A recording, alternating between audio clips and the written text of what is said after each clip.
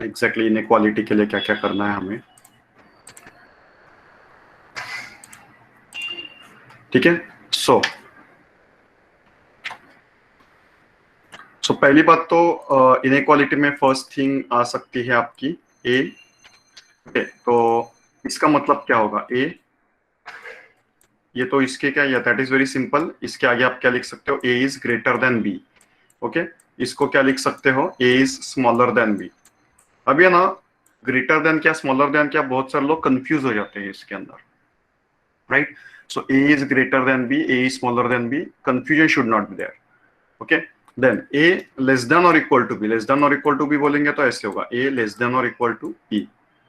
उसके बाद में ए ग्रेटर देन और equal to B, greater than और इक्वल टू बी बोलेंगे तो ऐसे होना चाहिए। A equal to B, A equal to B बोलेंगे तो ऐसे होना चाहिए, A equal to B should be like this. Okay, तो ये चीज है इनइक्वालिटी में, यही बेसिक है। मतलब you should know the meaning of this symbols, A greater than B, less than equal to B, greater than equal to B, A equal to B. Okay, तो ये एक चीज है। और इसका एक थोड़ा मैथमेटिकल भी है, इसके साथ मैथमेटिक्स भी रिलेटेड है इनइक्वालिटी के साथ, वो भी एक क्वेश्चन बताता हूँ आज। मैं जो आपको बोल रहा हूँ इससे आपको कम से कम मिनिमम 10 मार्क्स आपको मिलेंगे। अगर आप आईबीपीएस एग्जाम वगैरह दे रहे हो, आईबीपीएस रेलवे स्टाफ सिलेक्शन दे रहे हो, तो मिनिमम 10 मार्क्स आज के टॉपिक से आपको, लॉजिक में 5 मार्क्स मिलेंगे और मैथमेटिक्स में 5 marks will able to get. अगर आप सिविल सर्विसेज का एग्जाम अगर देख रहे हो तो you will be able to fetch around 3 to 4 marks on this basis. ये तो very important, highly important topic. Mathematics भी बताऊंगा कि ये अभी टॉपिक तो है, इसका मैथमेटिकल एप्लीकेशन कैसा है वो भी मैं I will be telling you. Okay, so quadratic equation का मतलब जो भी है देखते हैं, अभी बहुत सारे अवेलेबल है। सो inequality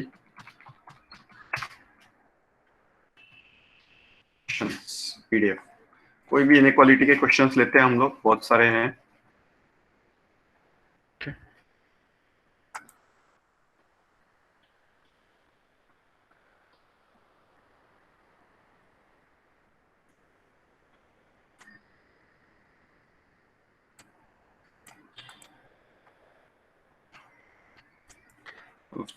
so many platforms are available over there, right?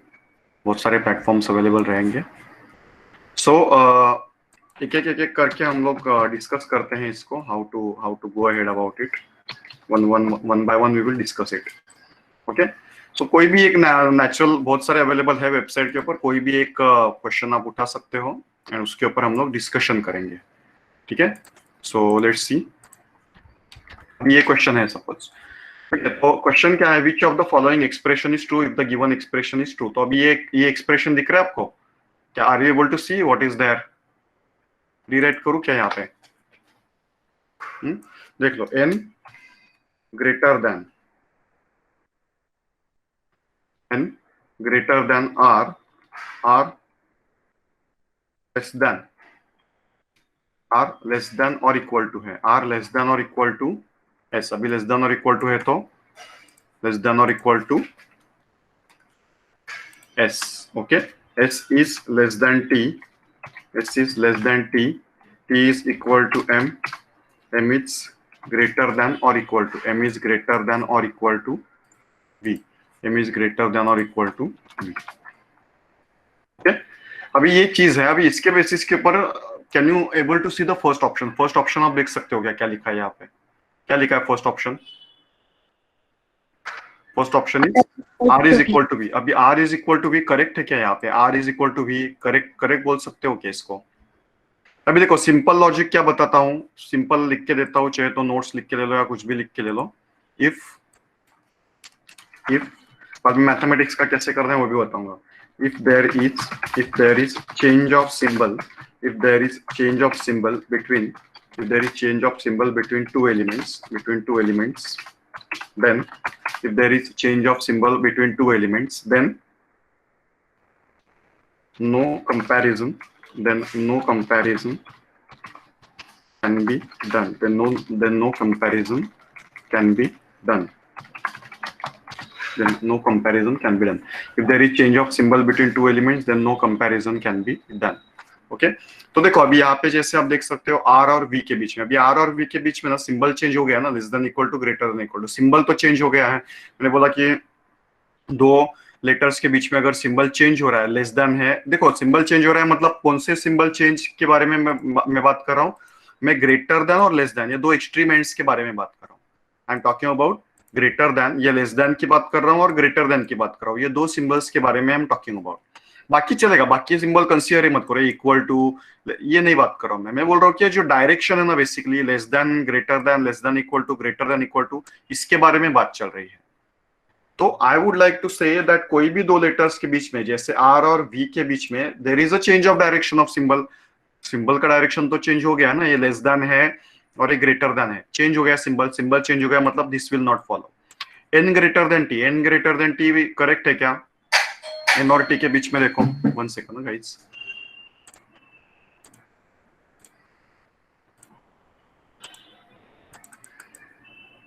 Second,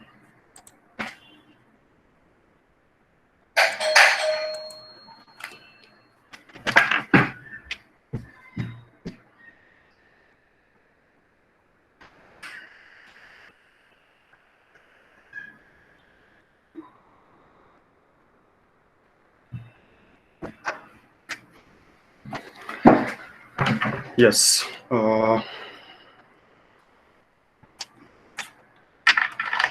या स्क्रीन तो दिख रहा है सबको, या अभी यहाँ पे देखो एन और टी, एन और टी के बीच में दिख रहा ना, स्क्रीन दिखाई दे रहा ना सबको? Yes sir. हाँ, तो एन और टी के बीच में is there change of direction of symbol? Yes, ये ग्रेटर देन का सिंबल है, ये लेस देन का सिंबल है, तो there is a change of direction of symbol, तो ये भी आपका क्या है, ये भी नहीं चलेगा, नहीं चलेगा फॉलो।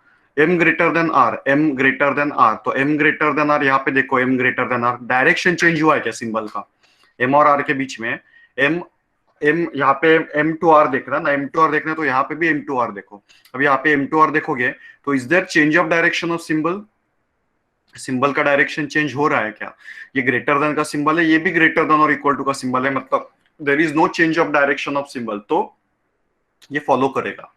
डिटेल में देखना है तो डिटेल में भी देख सकते हो कि हो रहा है, इसके बाद में इसकी के ऊपर मैथमेटिक्स का भी क्वेश्चन में बताऊंगा।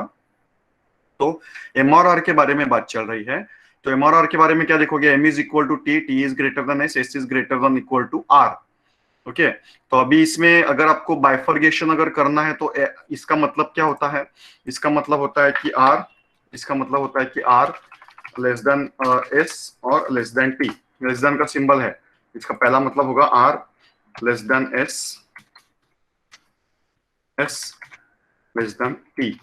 ओके, आर और टी के बारे में बात चल रही है, सॉरी एस किसके बारे में बात चल रही है, एम और आर के बारे में चल रही है ना, एम और आर के बारे में, एम और आर के बारे में, हाँ T, T equal to M, चलो ऐसा लिख दिया मैंने, और आपको कंफ्यूजन हो रहा है तो उल्टा भी लिखता हूँ, चलो M equal to T, T greater than S, ठीक है, डायरेक्शन भूलो मत, टी यहाँ से टी से एस की तरफ देखोगे ना, तो if you are looking towards S from T, तो T, if you are going from T to S, T is greater than S, तो मैं लिखूंगा यहाँ पे T is greater than S, ठीक है, T is greater than S, then S is greater than R, then S is greater than R, ये है।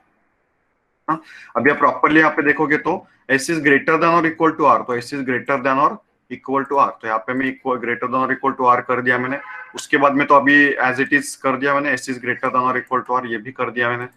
तो if you can consider here, and मेरा माय कमेंट इज, यहाँ पे statement है M is greater than R, तो यहाँ पे M is greater than R हो रहा है क्या? हो रहा है definitely, M is greater than R तो हो रहा है यहाँ पे, क्यों? Because M is equal to T, T वैसे भी एस से बड़ा है, S is greater, S can be greater than और इक्वल टू आर, सपोज आप एस इक्वल टू भी आर ले लेते हो तो भी टी तो एस से बड़ा ही है ना, and T is equal to M, तो एम तो एस से बड़ा ही होने वाला है, anyway M is greater than S and S might be greater than R और S might be equal to R, but in both the cases M is definitely going to B greater than R, that's why ये proposition मैंने correct बोला यहाँ पे। S less than V, S less than we यहाँ पे किधर है क्या? एस लेस देन वी इधर ही लिख देते हैं ना, S less than V greater than V, so मुझे चाहिए S less than V, S less than V बोलेंगे तो यहाँ पे ये कर दो, ठीक है, तो S less than V, S less than V, अभी एस और वी के बीच में is there change of direction of symbol, हो गया ना, डायरेक्शन तो चेंज हो गया है, यहाँ पे लेस देन का सिंबल है, यहाँ पे ग्रेटर देन और इक्वल टू सिंबल है, तो डायरेक्शन तो यहाँ पे चेंज हो गया है in this case,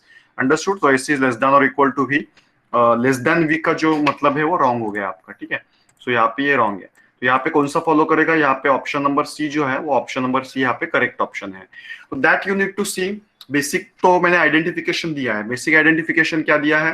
if there is change of symbol between two elements then no comparison can be done. दो एलिमेंट्स के बीच में if there is a change of symbol then no comparison can be done. दोनों के बीच में comparison नहीं हो सकता, राइट? देन सेकंड क्वेश्चन, हाँ इसमें किसी को कुछ डाउट है क्या? डाउट है? लिखना प्रॉपरली लिखना है आपको, प्रॉपरली लिखना है। M2R है तो लेफ्ट राइट में कंफ्यूजन हो रहा है, तो मैंने चलो ये M2R मैंने लेफ्ट टू राइट लिख के बता दिया आपको। यहाँ पे भी M लेफ्ट में, यहाँ पे भी M लेफ्ट में, वैसा चाहिए तो वैसे लिख दो। खाली डायरेक्शन इंपॉर्टेंट कि M से R की तरफ जा रहे हो तो देखो M equal to T, T greater than R। Left side से देखोगे तो S लेस देन T हो गया, लेकिन राइट साइड से देखोगे तो T ग्रेटर देन S हो गया। इस केस में S greater than equal to R, R less than R, R less than M। तो वो ट्रैवर्सिंग जो है, ट्रैवर्सिंग जिसको बोलते हैं, traversing is important here. Okay, then next question लेते हैं हम लोग। सर एक बात करोगे क्या? आता ना दूसरे, हाँ दूसरे क्वेश्चन में भी सेम ही कंसेप्ट आएगा। खाली ये अंडरस्टैंड करो कि if there is a change of symbol between two elements then no comparison can be done. तो सर सीधे रॉन्ग आंसर लिखना है। मतलब इसका मतलब ये मतलब समझना नेसेसरी कि कोई भी दो लेटर्स के बीच में सिंबल का डायरेक्शन चेंज हो रहा है। डायरेक्शन चेंज हो रहा है मतलब लेस देन भी आ रहा है और ग्रेटर देन का भी सिंबल आ रहा है, तो दो लेटर्स के बीच में कभी ये नहीं बनेगा, मतलब कंपैरिजन हो ही नहीं सकता। और आप यहाँ पे डज नॉट फॉलो लिखोगे, इट इज नॉट ट्रू ऐसे लिखोगे यहाँ पे। एक ही चीज ध्यान में रखो, और ऐसे ही बहुत सारे क्वेश्चन आएंगे। ओके, वही क्वेश्चंस के द्वारा हम लोग देखेंगे। Okay, such more questions will be coming, right? So ये और एक क्वेश्चन है आपके सामने। हाँ, ओके, सो अभी देखो ये भी एक अच्छा खासा क्वेश्चन है यहाँ पे, is a good question. So we will take this question here. अभी ये क्वेश्चन देख लो आप लोग, दिखाई दे रहा है क्या आपको?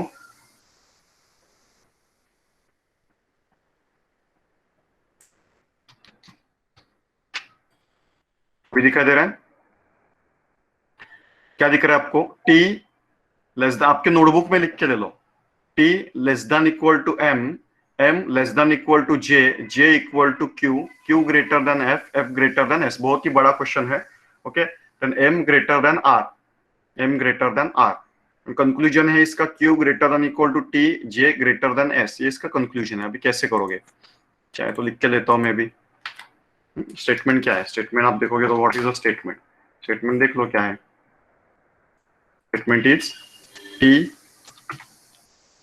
less than P less than M less than J equal to Q greater than F greater than S M greater than R।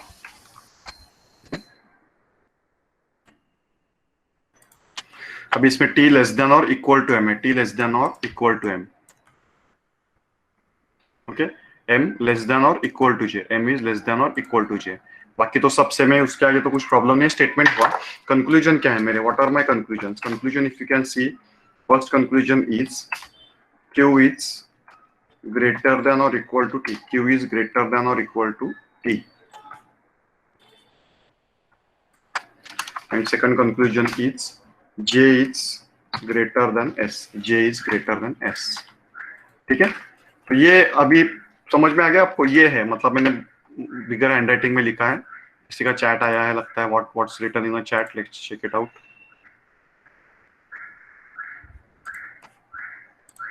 Sir बहुत कंफ्यूजन पड़ा। डी बताता हूँ, मैं बताता हूँ, आराम से देख लो। हाँ, अपना पेंट में चला था, ठीक है। अभी देख लो यहाँ पे कैसे कर चल रहा है, प्रॉपरली देख लो। अभी देखो ये इसके ऊपर फोकस मत दो, ये आपको स्मॉल लग रहा है तो लेट इट बी। अभी स्टेटमेंट क्या है? Statement is T less than, ये तो है कंफ्यूजिंग है ही, this is one of the little bit confusing, तो उसको देख लो। बड़ा एक लंबा चौड़ा एक स्टेटमेंट है। स्टेटमेंट क्या बोल रहा है? T less than equal to M, M less than equal to J, J equal to Q, Q greater than F, F greater than S। ये पहला स्टेटमेंट है। दूसरा statement is M is greater than R। और बाद में conclusion, अभी आपको देखना है कि कौन सा कंक्लूजन सही है। तो पहला conclusion is Q greater than equal to T and second conclusion is J greater than S। This is my second conclusion.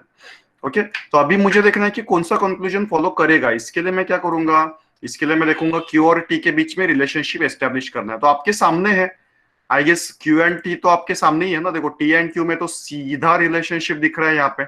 Any doubt about this? चाहे तो क्यू और टी को मैं लिख के बताता हूँ आपको, कैसे लिखूंगा क्यू और टी को। क्यू बताओ आप लोग, चलो क्यू, क्यू के बाद में क्या लिखो? Is equal to, Q is equal to J, then greater than और इक्वल टू, हाँ वो इक्वल टू में देता हूँ बाद में। J is greater than M and M is greater than T. Equal to T. J is greater than equal to M, M is, J is greater than और equal to M, तो यहाँ पे greater than और equal to का डाल दिया, और M is equal greater than और इक्वल टू टी, ये भी कर दिया मैंने, ठीक है, ये भी कर दिया, कोई प्रॉब्लम नहीं है। तो अभी यहाँ पे अगर आप देखते हो, if you can see this, अगर ये क्यू और टी के बीच में रिलेशनशिप है वो मैंने नीचे लिख दिया। अभी मुझे बोलो, is Q is greater than equal to T correct है कि रॉन्ग है? ये क्यू ग्रेटर देन और इक्वल टू टी करेक्ट है कि रॉन्ग है? करेक्ट। करेक्ट है sir. Why correct? Because you can see J is greater than or equal to M, M is greater than or equal to T, so Q is greater than or equal to T because J and Q are identical. Because J and Q are identical, right? So J is greater than equal to M, M is greater than equal to T, and ultimately Q and J are identical in this case. Understood? अभी J और S के बारे में लिखो। J और S के बारे में कैसे लिखोगे? J और S के बारे में कैसे लिखोगे? तो चलो, कोई बता सकता है क्या J और S के बारे में? J equals to Q is greater than F, F is greater than S. क्या J equal to, yes, second half में दिया है आपका J, सीधे सीधे दिया है यहाँ पे, J is equal to Q, Q is greater than F and F is greater than S, सीधे सीधे दिया गया है आपको, कुछ भी दिक्कत नहीं है। अभी बोलो J greater than S correct है कि रॉन्ग है? J greater than S correct है कि रॉन्ग है? करेक्ट है। करेक्ट है। नहीं, रॉन्ग नहीं है, देखो ना, Q F से बड़ा है, F S से बड़ा है, तो Q वैसे भी S से बड़ा होने ही वाला है, और J और Q तो सेम ही है, मतलब I can say Q is definitely greater than S, but Q and J are identical, so I can say J is greater than S is also correct in this case. Okay, तो दोनों के दोनों statement correct है। ये जो statement number 1 था, conclusion number 1 था, वो भी करेक्ट है। Conclusion 1 is also correct and conclusion 2 भी आपका करेक्ट है। आया समझ में आपको? ये कंक्लूजन 1 का एक्सप्लेनेशन नीचे दिया है, कंक्लूजन 2 का भी एक्सप्लेनेशन मैंने नीचे दिया है आपको। अभी इसमें कुछ डाउट है तो क्या आएगा आपका? यहाँ पे आंसर क्या आएगा? Both conclusion 1 and 2 are true. बहुत सारे लोग इसको आइदर कंक्लूजन, आइदर और बोथ में क्या डिफरेंस है? बोलो आइदर और बोथ में क्या डिफरेंस है? What is difference between either and both?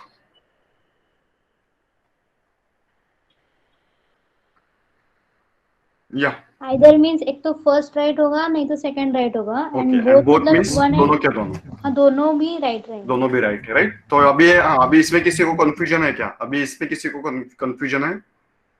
No sir. Okay, ये तो वैसे सिंपल ही था, क्योंकि जो भी ऊपर दिया है वही नीचे लिखना था आपको, नॉट मच कॉम्प्लिकेटेड। ये फर्स्ट हाफ था और ये सेकंड हाफ था, दोनों हमने लिख दिया यहाँ पे, ठीक है। इसको एलिमिनेट करता हूँ and will proceed for the third question. Next question की तरफ जाते हैं, ऐसा कुछ है, चलो ये ले लेते हैं, फोर्थ क्वेश्चन ले लेते हैं हम लोग। हाँ, तो थोड़ा बड़ा लिखता हूँ तो आपको भी थोड़ा समझने में अच्छा रहेगा। ये लिख लो अपना फोर्थ क्वेश्चन, अच्छे तरीके से इसको सॉल्व करते हैं। अभी आपको सॉल्व करना है, सभी लोगों का मुझे सेम आंसर आना चाहिए, ऑल ऑफ यू। नहीं दिख रहा है तो मैं यहाँ पे भी लिख रहा हूँ, सो दैट आपको दिखने में दिक्कत नहीं होगी। स्टेटमेंट क्या लिखोगे? स्टेटमेंट लिख दो। What is the first statement? Statement is H greater than S, S greater than or equal to S, वो बाद में लिखता हूँ, S greater than or equal to F, F is equal to B, B is less than or equal to U, B is less than or equal to U, U is less than T। Okay, ये मेरा पहला statement था। और दूसरा statement क्या है? E less than और equal to B, वो मैं इक्वल टू बाद में करता हूँ, लेस देन और इक्वल टू के। ठीक है, ये मेरा सेकंड स्टेटमेंट है। क्या करूंगा मैं? H is S is greater than और equal to F, S is greater than और equal to F, B is less than और equal to U, B is less than और equal to U, U is less than और equal to T, U is less than और equal to T, E is greater less than और equal to B and B is less than equal to के। जो है मैंने लिख दिया है यहाँ पे, जो भी है वो लिख दिया है मैंने। Now I am interested in conclusion. Conclusion क्या बोल रहा है मेरा? कंक्लूजन, पहला कंक्लूजन बोल रहा है स्टेटमेंट, पहला स्टेटमेंट बोल रहा है यू ग्रेटर देन और equal to E, U greater than और इक्वल टू, और मेरा दूसरा स्टेटमेंट क्या बोल रहा है, दूसरा स्टेटमेंट बोल रहा है S is greater than T, S is greater than T, U is greater than और equal to E, S is greater than T. अभी आप बोलो स्टूडेंट क्या आएगा यहाँ पे? Option A. Option A, U is greater than और equal to E, U is greater than और इक्वल क्यू, ऐसे कहाँ से कनेक्शन? हाँ बराबर है, U is greater than equal to E. यहाँ पे लिख देता हूँ मैं कनेक्शन, ठीक है। पहला कनेक्शन में लिखता हूँ यू और ई के बीच में, यू और ई के बीच में देखो क्या लिख रहा हूँ, तो मैं कलर चेंज करके लिखता हूँ यू, देख लो यू तो ग्रेटर देन, ये देखो यू और बी में रिलेशनशिप इधर दिख रहा है, यू इज ग्रेटर देन और इक्वल टू बी, तो लिख दिया मैंने यू इज ग्रेटर देन वो इक्वल टू लिखता हूँ B, U is greater than equal to B, U और बी के बीच में, और बी इज लेस देन और बी इज ग्रेटर देन और इक्वल टू, दिखाई दे रहा है यहाँ पे बी इज ग्रेटर देन और इक्वल टू, तो यहाँ पे भी लिखो बी इज ग्रेटर देन और इक्वल टू, तो दोनों इक्वल टू मतलब ये आ रहा है मेरा, दोनों ग्रेटर देन और इक्वल टू, दोनों ग्रेटर देन और इक्वल टू आ रहा है उसमें, ठीक है। तो यू इज ग्रेटर देन और equal to B and B is greater than और इक्वल टू, ये कहाँ से आया समझ में आना चाहिए, यहाँ से देख लो। ये करता हूँ आपको, चलो आपको नोटिफिकेशन करता हूँ। ये पहला लाइन कहाँ से लिखा, यू ग्रेटर देन बी, देखो यहाँ पे देखो यू इज ग्रेटर देन और इक्वल टू बी, यहाँ से देखा। दूसरा लाइन मैंने बी इज ग्रेटर देन और इक्वल टू, यहाँ से देखा, वही मैंने कनेक्शन में लेके आया। मैं पहला तो हो गया, अभी दूसरा देखो, दूसरा क्या करोगे, S is greater than T, S T के बीच में रिलेशनशिप चाहिए, है आपके सामने ही है। अभी देखो कुछ लिख के फायदा है क्या, एस टी लिख के कुछ फायदा है क्या, बोलो? नहीं। Why? Because if you can check it out, SNT अगर आप चेक करोगे SNT में, तो ये ग्रेटर देन इक्वल टू का सिंबल है और लेस देन इक्वल टू का सिंबल है, तो डायरेक्शन चेंज हो गया, तो ये लिख के कुछ फायदा नहीं है, मतलब only conclusion one is true over here. आया समझ में आपको क्या किया मैंने? ओके तो जो भी दो लेटर्स है, लेटर्स को इस तरीके से रिलेशनशिप एस्टेब्लिश करने की कोशिश करो, तो आपको कुछ भी दिक्कत नहीं होगी। If you are going to establish a relationship between the two letters, आपको कुछ भी दिक्कत नहीं होगी उस केस में, ठीक है। तो ये था। अभी कुछ मैथमेटिक्स का एक क्वेश्चन लेता हूं आपको, यही इसी के बेसिस के ऊपर मैथमेटिक्स के कैसे क्वेश्चन पूछे जाते हैं ये मैं अभी आपको बताता हूँ, ठीक है। सो इसको क्वाड्रेटिक इक्वेशन इनइक्वालिटी ऐसे बोलते हैं, बहुत इंपॉर्टेंट क्वेश्चन है। देखो क्वाड्रेटिक इनइक्वालिटीज लिखा आपके, quadratic inequalities problem, very famous problem, मतलब गारंटेड बोलता हूं कि आपको ये एग्जाम में आने ही वाला है, कोई भी एग्जाम दे दो, ठीक है।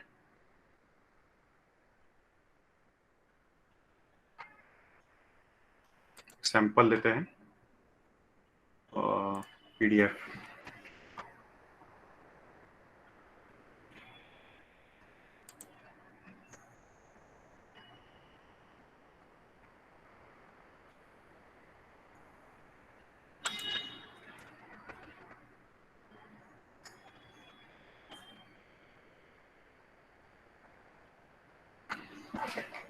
Quadratic inequality.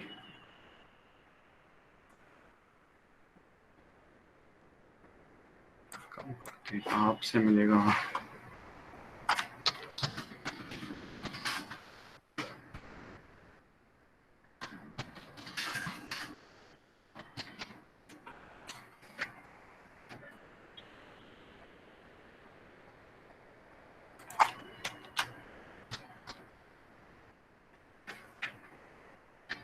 यहाँ से, तो यहाँ से नो प्रॉब्लम।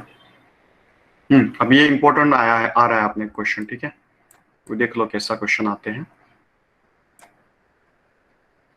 पहले तो आपको ना ये ऐसा क्वेश्चन आने के लिए, देखो ये आया इनइक्वालिटी, पहले तो क्वाड्रेटिक इक्वेशन क्या होता है वो पता, क्या होता है क्वाड्रेटिक इक्वेशन, स्टूडेंट्स बता सकते हो? What do you mean by quadratic equation? जिस इक्वेशन में हाईएस्ट पावर 2 रहता है। Yeah, the equation having highest power 2 is called as quadratic equation. अभी जैसे कि यहाँ पे दिख रहा है आपको कौन से दो इक्वेशंस हैं? What is first equation? पहला इक्वेशन क्या दिखाई दे रहा है यहाँ पे? x to the power, अभी देखो ये to the power यहाँ पे मैं लिख नहीं सकता यहाँ पे एक्चुअली, ओके, कीबोर्ड के ऊपर लिखना पॉसिबल नहीं है to the power, ओके, तो ये मैं लिख रहा हूँ यहाँ पे एक्स क्यूब लिख रहा हूँ, ओके, एक्स क्यूब समझ के लेना, x cube minus 4913 equal to 0, ये x cube minus 4913 equal to 0, ये मेरा फर्स्ट ये है, दिस इज माय फर्स्ट ये और दूसरा अगर आप देखोगे ना दूसरा उन्होंने बोला है कि Y cube minus 361 Y cube नहीं है, सॉरी वाई स्क्वायर है, Y square minus 361 equal to 0। अभी देखो सेकंड वाला तो आपको, अभी मुझे क्या चाहिए, मुझे एक्स और वाई के वैल्यू में इंटरेस्ट है। बता दो ना एक्स का वैल्यू क्या है, बता दो what is the value of x. X is equal to, बता दो क्या आएगा, वाई इक्वल टू भी बता दो। एक्स देखो एक्स क्यूब इक्वल टू 4913। अभी देखो अभी यहाँ पे आपको मैं क्यूब कैसे निकालना है, चलो उसका भी प्रैक्टिस हो जाएगा। क्यूब रूट कैसे निकालना है, 4913। अभी देखो 4913 का क्यूब रूट, अभी ध्यान से देखो मैं क्यूब रूट कैसे निकाल रहा हूँ 4913 का। ठीक है, एक शॉर्टकट बता रहा हूँ आपको क्यूब रूट निकालने का shortcut. I want to get a cube root of 4913, तो 4913 का क्यूब रूट चाहिए मुझे। क्यूब रूट चाहिए तो मैं क्या करूंगा, ये देखो ये क्यूब रूट। क्यूब रूट के लिए क्या करना होता है पता है, तो पहली बात तो आपको पता होना चाहिए कि देखो कोई भी नंबर के लास्ट डिजिट अगर 2 होगा, किसी भी नंबर का लास्ट डिजिट, सपोज मैंने 52 ले लिया, अगर मैंने 52 लिया है तो 52 का अगर मैं क्यूब करूंगा, 52 इंटू 52 इंटू 52 अगर मैं करता हूं, तो can you tell me what will be the last digit of this 52 का अगर मैं क्यूब करता हूं तो what will be the last digit? 8। देखो 2 इंटू 2 इज 4, 4 इंटू 2 इज 8। चलो और एक क्वेश्चन देता हूं आपको। सपोज मैंने लिया 63 into 66 into 69। Can you tell me the last digit of this multiplication? मुझे लास्ट डिजिट में इंटरेस्ट है। What will be the last digit of this multiplication?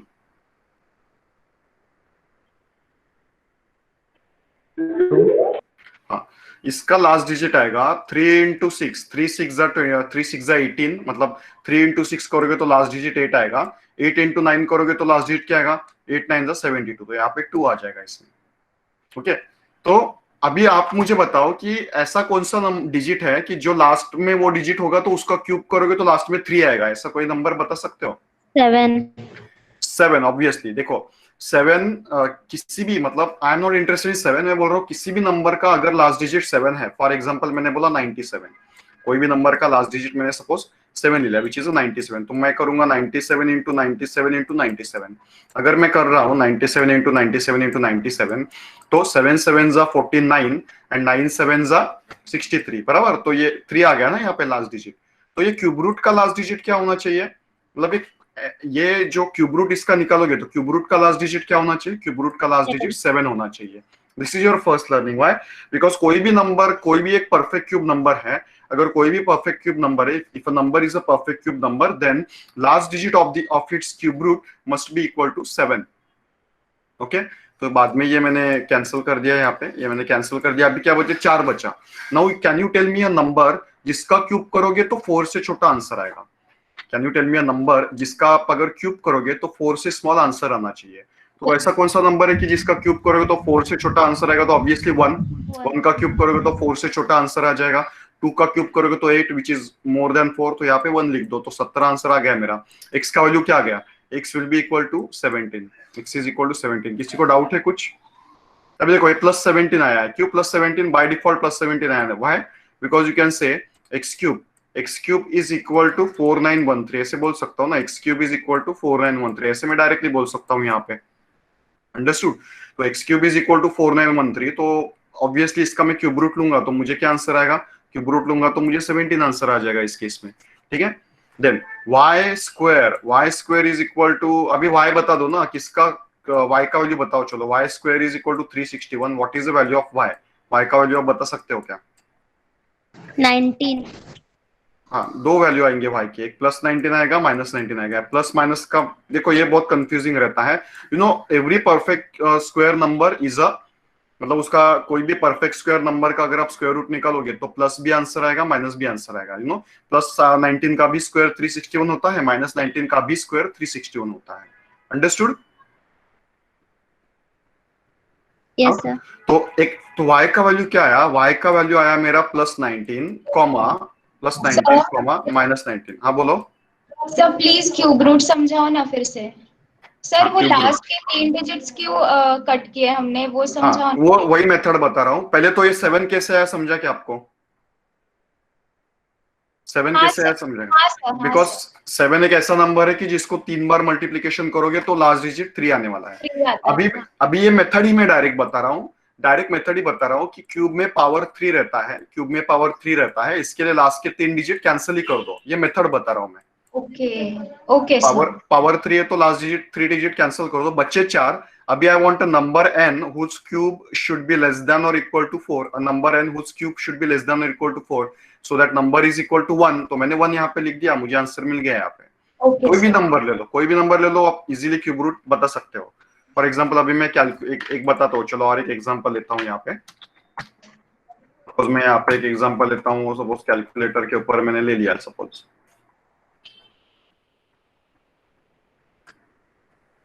Okay अभी मैं एक नंबर ले रहा हूँ, सपोज मैं 57 का क्यूब करता हूँ, तो 57 इंटू 57 इंटू 57, ठीक है। क्या है मेरा क्यूब रूट? सॉरी, क्यूब क्या है मेरा? 185193, बराबर 185193। तो अभी मुझे क्या करना है, what I want to do is that 185193 185193, इसका मुझे क्या करना है, 185193 का क्यूब रूट फाइंड आउट करना है। तो कैसे क्यूब रूट फाइंड आउट करूंगा, भले आपको तो पता है, लेकिन अभी सिस्टमैटिकली देखो how I am going to find out the cube root for this. तो इसका लास्ट डिजिट क्या है? इसका लास्ट डिजिट इज 3, तो फिर से यहाँ पे 7 ही आने वाला है, उतना तो समझ में आया आपको? वो टेबल तो आपको पता है ना, नंबर लास्ट डिजिट 1 रहेगा तो उसका क्यूब करोगे तो लास्ट डिजिट 1 ही आने वाला है। किसी भी नंबर का लास्ट डिजिट 2 रहेगा, ओके, और उसका अगर आप क्यूब करोगे तो लास्ट डिजिट क्या आने वाला है? उसका लास्ट डिजिट 8 आने वाला है। नंबर 3 होगा, किसी भी नंबर के एंड में 3 होगा और उसका परफेक्ट क्यूब कर रहे हो तो लास्ट डिजिट 7 आएगा। यहाँ पे नंबर 4 होगा, एंड में 4 होने वाले नंबर का परफेक्ट क्यूब करोगे तो उसका लास्ट डिजिट क्या आने वाला है? उसका लास्ट डिजिट 4 ही आने वाला है। किसी भी नंबर के एंड में 5 है, इसका क्यूब कर रहे हो तो लास्ट डिजिट 5 ही आने वाला है। कोई भी एक किसी भी नंबर के एंड में 6 है, उसका परफेक्ट क्यूब कर रहे हो तो 6 ही आने वाला है। किसी भी नंबर के लास्ट डिजिट 7 है, उसका अगर आप क्यूब कर रहे हो तो यहाँ पे क्या आने वाला है? 7 7 49, यहाँ पे लास्ट डिजिट 3 आने वाला है। कोई भी नंबर एक 8 है, जिस नंबर के लास्ट डिजिट 8 है, उसका अगर आप परफेक्ट क्यूब करोगे तो उसका लास्ट डिजिट 2 आने वाला है। ओके, कोई भी नंबर का लास्ट डिजिट 9 है, उसका परफेक्ट क्यूब करोगे तो लास्ट डिजिट क्या आएगा? 9। लास्ट डिजिट 9 आएगा उसमें। ये फंडा समझ के ले लो, यही बस इंपॉर्टेंट है क्यूब रूट ढूंढने में। तो यहाँ पे आपने 7 लिख दिया, मैंने बोला क्यूब में पावर 3 रहता है तो लास्ट 3 डिजिट कैंसिल कर दो, तो लास्ट 3 डिजिट्स कैंसिल कर दिए। Now I have 185। Now you should know cubes of up to 12 numbers at least. तो can you tell me a number जिसका क्यूब 185 से छोटा एंड 185 के क्लोजर आएगा? ऐसा कोई नंबर बता सकते हो? 5 because 5 का क्यूब इज 5 5 जा 25, 25 5 जा 125, 5 का क्यूब इज 125। 6 का क्यूब करोगे तो वो 200, 6 का क्यूब करोगे तो कितना होगा? 216 हो जाएगा वो, राइट। तो 6 नहीं आ सकता है, 5 आएगा, तो मैं 5 लिख दिया, आ गया मेरा आंसर। यही तो हमने किया था, राइट। तो anyways, okay sir, thank you. तो ये हो गया। अभी मुझे क्या चाहिए? एक्स और वाई के बीच में कंपैरिजन चाहिए मुझे। तो बोलो एक्स और वाई के बीच में कौन सा कंपैरिजन आएगा? इज एक्स इज ग्रेटर, ये देखो यहाँ पे अभी थोड़ा रफ आउट हो गया है। X is less than Y तो नहीं आ सकता। क्यों नहीं लेस देन वाई? क्योंकि इसको इसके साथ कंपेयर करोगे तो x is less than Y, लेकिन 17 को -19 के साथ कंपेयर करोगे तो x is less than Y गलत आ रहा है अपना। ओके, then X is equal to Y और relationship between x and Y can not be establish. ऐसा है क्या? x is equal to Y आने का कुछ चांस ही नहीं है नहीं कहीं पे। दूसरा, x is greater than Y, is it correct? x is greater than Y, x is greater than Y नहीं है, ये भी रॉन्ग है। x इज ग्रेटर देन और equal to Y, x is greater than और इक्वल टू वाई, ये भी correct नहीं है। x इज लेस देन और इक्वल टू वाई, ये भी रॉन्ग नहीं है। तो x is equal to Y, ये भी करेक्ट। लेकिन यहाँ पे देखो, relationship between x and y can not be establish, ये ऑप्शन दिया है यहाँ पे, that relationship between x and y can not. तो यहाँ पे एक्चुअली क्या आ रहा है पता है क्या? यहाँ पे एक्चुअली ऐसा आ रहा है कि क्योंकि देखो ऐसा कब आएगा बताओ? Relationship between x and Y can not be establish, ऐसा कब आएगा? When this sentence will be valid, that relationship between x and Y can not be established. या टेल मी। और यहाँ पे क्या रिलेशनशिप है बताओ? यहाँ पे एक्स और वाई के बीच में क्या रिलेशनशिप है? 17 और 19 को कंपेयर करोगे तो x is less than Y. Do you agree with this? 17 और 19 को कंपेयर करोगे तो x is less than y, am I right? And 17 और -19 को कंपेयर करोगे, 17 और -19 को कंपेयर करोगे तो y is less than x, बराबर ना? क्योंकि y तो माइनस में, x तो पॉजिटिव में, तो प्लस 17 प्लस 19 को कंपेयर करोगे तो x is less than y, और 17 और माइनस 19 को कंपेयर करोगे तो y is less than x, right? Then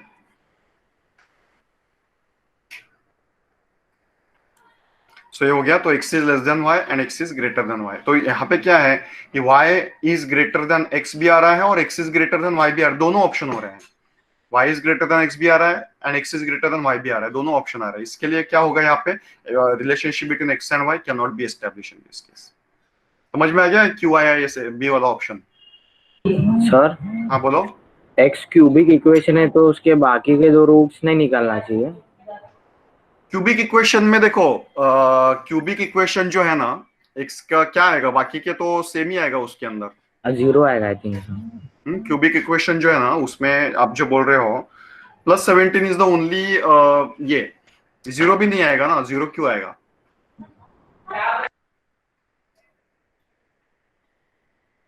बताओ मुझे x के वैल्यूज बताओ, what are the values of x? Cubic बोलेगे तो 3 वैल्यूज आने चाहिए, what are those values of x?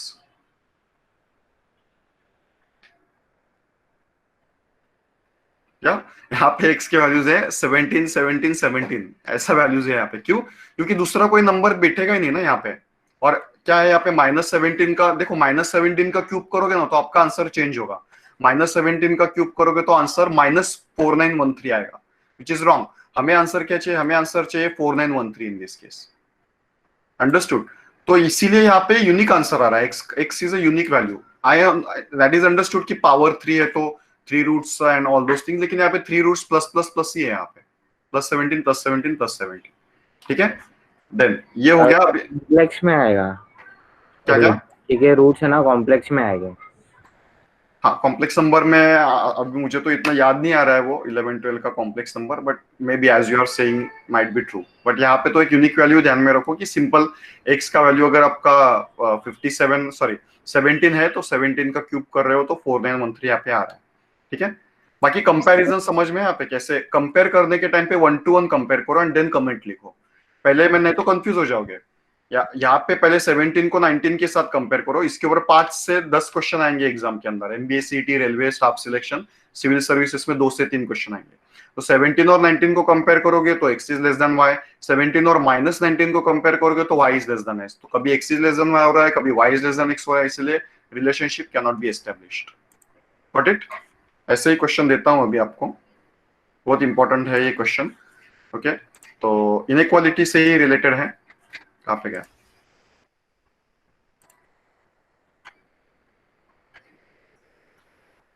हाँ चलो, ये अभी आप कर लो ये। ओके, आप कर लो, पेस्ट कर देता हूँ, पेस्ट ले लो।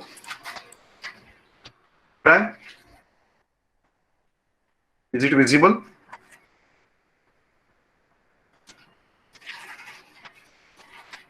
है क्या विजिबल? x लिख देता हूं, नहीं तो विजिबल नहीं है तो। Okay, x square is equal to 361, चलो वही आया फिर से, and Y cube is equal to, बताओ ना डायरेक्टली क्या है ये, 726। अच्छा, वो वही क्वेश्चन आया क्या घूम के? यही था क्या? नहीं, अलग है सर। y क्यूब अलग है। वाई क्यूब क्या आ रहा है? देखो वाई क्यूब 7 9 9, सॉरी ऐड करके बताओ क्या आ रहा है। 9 and 1 is 0, carry 1, 7 and 3 is 0, carry 1, 3 1 3 0, carry 1, 7 7 15, क्या आ रहा है? 8000 1000 आ रहा है। ठीक है, ओके। तो अभी बता दो, अभी x का वैल्यू क्या आएगा, x का वैल्यू बता दो क्या आएगा, x इज इक्वल टू क्या आएगा यहाँ पे? अभी किया ना हमने, क्या आएगा x का वैल्यू? 19 प्लस 19 माइनस 19, प्लस 19 भी आ सकता है, माइनस 19 भी आ रहा है, और y इज इक्वल टू क्या आएगा? y is equal to plus 20 आएगा। तो अभी कंपैरिजन कर लो इसमें, comparison. Last option E option आएगा। Is it? Yes sir. बाकी लोग बोलो। एक्स और वाई में रिलेशनशिप क्या है?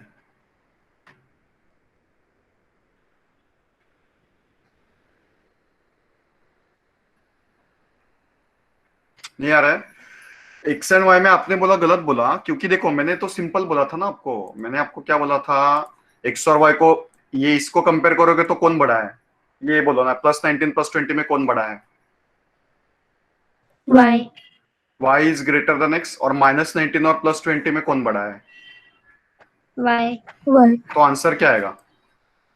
आंसर क्या आएगा? आंसर आएगा y is greater than x। ये आंसर आएगा ना।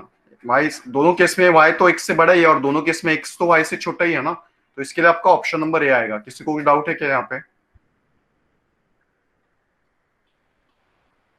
डाउट है किसी को?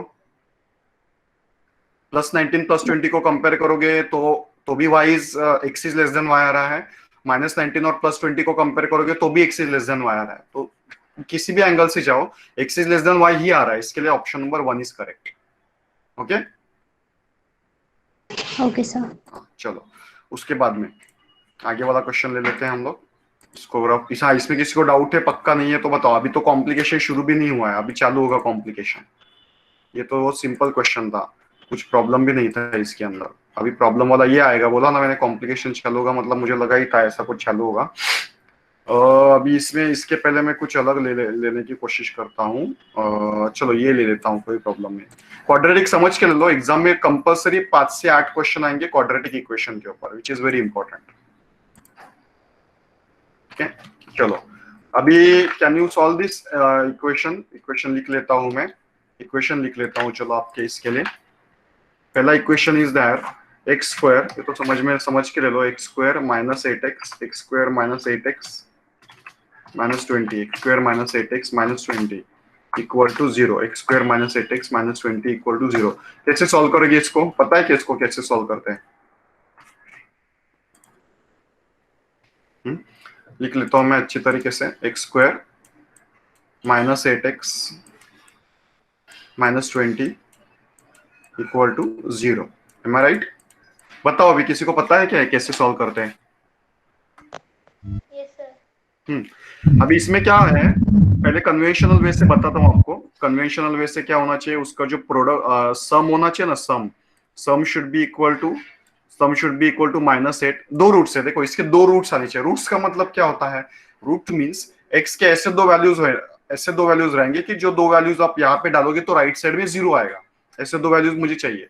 लेकिन वो जो दो वैल्यूज है एक्स के, जो दो रूट्स है, रूट्स मतलब क्या होता है? देखो रूट्स का मतलब क्या है, ऐसे वैल्यूज एक्स के जो मैं यहाँ पे डालूंगा इस इक्वेशन के अंदर, तो मेरे राइट हैंड साइड 0 आ जाएगा। That is the meaning of root. तो इसके दो रूट रहेंगे। क्यों दो रूट रहेंगे? क्योंकि एक्स स्क्वायर है, एक्स का पावर 2 है, एक्स का पावर 2 है, तो इसके रूट 2 होने चाहिए। ओके, तो sum should be equal to -8 and product should be equal to, product कितना होना चाहिए? प्रोडक्ट बताओ। Product should be equal to -20। तो बताओ मुझे ऐसे कौन से दो नंबर है, कौन से दो नंबर है जिसका सम -8 आ रहा है और जिसका प्रोडक्ट -20 आ रहा है? सर 10 और +2। -10 + 2 या सम आएगा। -10 और +2 का एडिशन करोगे तो -8 आएगा, और -10 और +2 का मल्टीप्लीकेशन करोगे तो -20 प्रोडक्ट आने वाला है आपका। ठीक है, अभी मैं स्कूल का मेथड बता ही नहीं रहा हूं आपको मैं स्कूल का मेथड बता ही नहीं रहा हूं। सीधे क्या करना है स्टूडेंट, देख लो, -1 से मल्टीप्लाई कर दो दोनों रूट्स को -1 से मल्टीप्लाई कर दो, तो आपका आंसर क्या आ जाएगा? +10, -2। समझ में आ गया? दोनों को आपको क्या -1 से मल्टीप्लाई करना है, तो +10, -2 आ गया। क्या आ गया? +10, -2। बस यही रूट है मेरे रूट है। आप यहाँ पे +10 डालोगे ना, +10 डालोगे तो राइट हैंड साइड 0 आएगा। चेक कर लो, 10 का स्क्वायर क्या आता है? 10 का स्क्वायर आता है 100, -8 × 10 इज 80। 100 - 80 क्या आता है? 100 - 80 इज 20, और 20 और -20 इज 0 आ गया मेरा। हाँ, -2 का भी डाल के देखो, -2 का डाल के देखोगे, -2 का स्क्वायर क्या आएगा? 4, -8 × -2 क्या आएगा? -8 × -2 आएगा 16, और -20। 4 + 16 क्या आता है? 4 + 16 20 आता है। 20 - 20 0 आ जाएगा इस केस में। समझ में आया क्या मैं क्या बोल रहा हूँ? तो ये मैं स्कूल का मेथड नहीं बता रहा हूँ आपको, क्योंकि वो बताऊंगा तो वही ध्यान में ले लोगे। कुछ नहीं करना है, ये -10 + 12 + 2 ढूंढना है। उसको क्या करना है बाद में? उसको -1 से मल्टीप्लाई कर देना है। उसको क्या करना है? -1 से आपको मल्टीप्लाई कर देना है। मल्टीप्लाई करने के बाद क्या होगा? +10 - 2 आ जाएगा इसमें। ठीक है स्टूडेंट्स, तो ये तो आधी बात हो गई, आधी बात बाकी है अभी। अभी तो डिफिकल्ट, ये समझ में आ गया क्या आपको? रफ कर दूं इसको? Yes sir. हाँ, ये इंपॉर्टेंट है ये मैथमेटिक्स में। हाँ, अभी देखो, या अभी दूसरा कॉम्प्लिकेशन क्या है क्वाड्रेटिक इक्वेशन में, 3y² minus 60y plus 297 equal to 0। No, can you tell me, अभी बताओ ये सम क्या आना चाहिए यहाँ पे? What should be the sum? -6। Sum should be -3। Sum तो चेंज नहीं होगा। प्रोडक्ट क्या आना चाहिए? Product complicate. एक काम कर लो ना, एक काम कर लो, पहले एक काम कर लो। यहाँ पे एक छोटी सी चीज हमेशा ध्यान में क्या लो, कुछ कॉमन निकल रहा है तो कॉमन निकाल लो ना, इसमें से कॉमन निकाल लो। क्या 3 कॉमन निकल रहा है यहाँ से?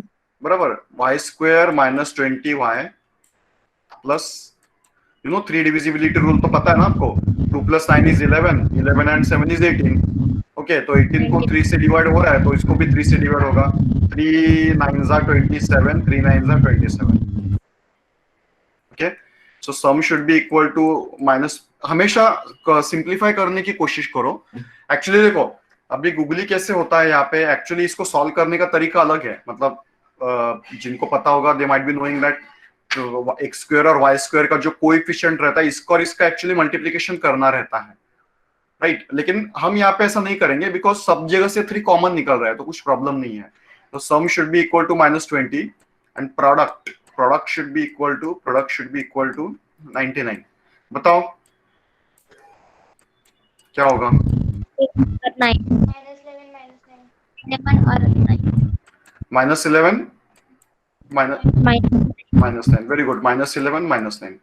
तो -11 -9 का एडिशन करोगे तो -20 आ जाएगा, एंड -11 और -9 का मल्टीप्लीकेशन करोगे तो 99 आ जाएगा। तो मेरा रूट्स क्या आ जाएगा मेरे? What will be my roots? -1 से मल्टीप्लाई कर दो, my roots will be equal to +11, +9। That's it, simple. आया आपको समझ में? My roots will be equal to +11, +9। समझ में आ गया आपको? ठीक है, सो दैट्स इट। इसको मैं, हाँ बाय द वे, अभी अपना ये x का वैल्यू क्या था? What were the values of x? याद आ रहा है क्या किसी को? 10 and -2। +10, -2। और y के वैल्यूज क्या आ रहे हैं मेरे? अभी मेरे y के वैल्यूज तो आए मेरे, चलो यहाँ पे 10 थोड़ा अच्छे से लिखता हूँ। यहाँ पे मेरे x का वैल्यू आया +10, -2, और y के वैल्यूज क्या आएंगे? y के values will be equal to, अभी निकाला ना, +11, +9। तो क्या आंसर आएगा? x और y के बीच में रिलेशनशिप क्या आएगा? +10 +11 को कंपेयर करोगे तो y is greater than x और x is less than y। +10 +9 को कंपेयर करोगे तो x is greater than y। -2 +11 को कंपेयर करोगे तो y is greater than x। -2 +9 को कंपेयर करोगे तो y is greater than x। तो क्या लिखोगे?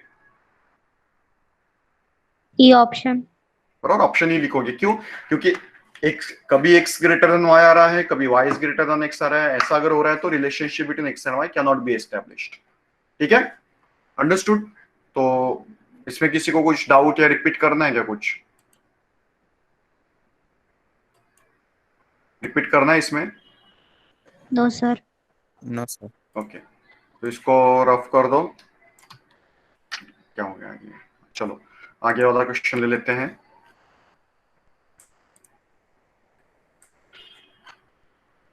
करना है एक्चुअली, एक अच्छा खासा क्वेश्चन है, वो मैं आपको बताता हूँ। यस यस यस, ये कर लेते हैं। चलो, this will be the last question of today session, लेकिन इसमें सब वैरायटी कवर हो जाएगा अपना। देख लो इसमें, ये देख लो अभी इसमें।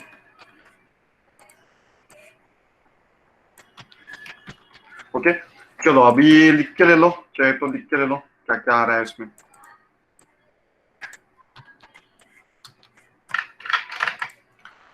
First is 2x² 2x² + 9x, 2x² + 9x + 7 equal to 0। 2x² + 9x + 7 equal to 0। और दूसरा क्या है? y² + 4y, y² + 4y + 4 equal to 0, Y square plus 4y plus 4 equal to 0। ठीक है, अभी क्या करोगे यहाँ पे, सॉल्व कर सकते हो अभी। अब ये नीचे वाला तो आपको आ जाएगा, ये तो डायरेक्टली बोल दो, बोल सकते हो क्या डायरेक्टली, क्या आंसर आएगा यहाँ पे, y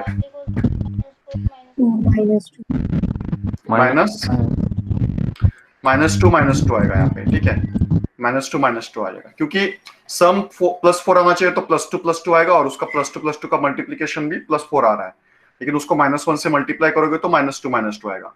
आई होप आपको समझ में आ रहा है, ये चीज बहुत ही सिंपल है। बट अभी ये चीज इंपॉर्टेंट है, ये चीज इंपॉर्टेंट है। क्यों इंपॉर्टेंट है और क्यों डिफरेंट है, because here the coefficient of x² is 2।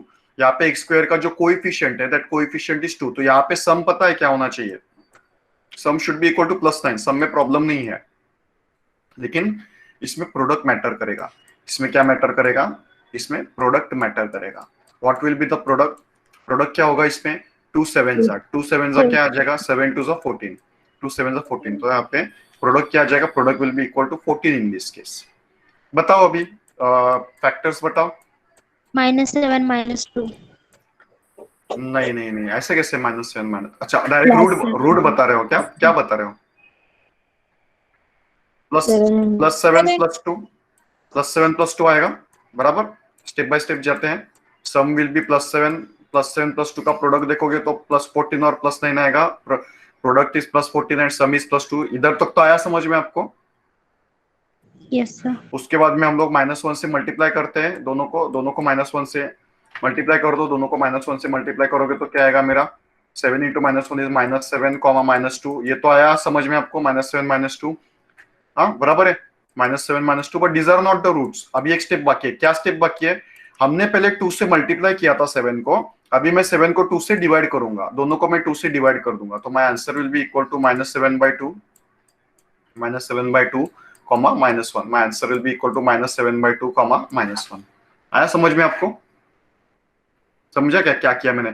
Step देखो, -1 से मल्टीप्लाई करने के बाद -7 -2 है, लेकिन एंड स्टेप क्या होना चाहिए, यहाँ पे जहां पे भी x² का जो भी या y² का कोएफिशिएंट जो भी होगा, पहले तो मैंने 2 को 7 से मल्टीप्लाई किया, उसके बाद में मैंने सबको डिवाइड कर दिया, -7 को 2 से डिवाइड कर दिया, -2 को भी 2 से डिवाइड कर दिया। Finally I got the answer as -7/2, -1। आया समझ में आपको क्या किया। Yes sir.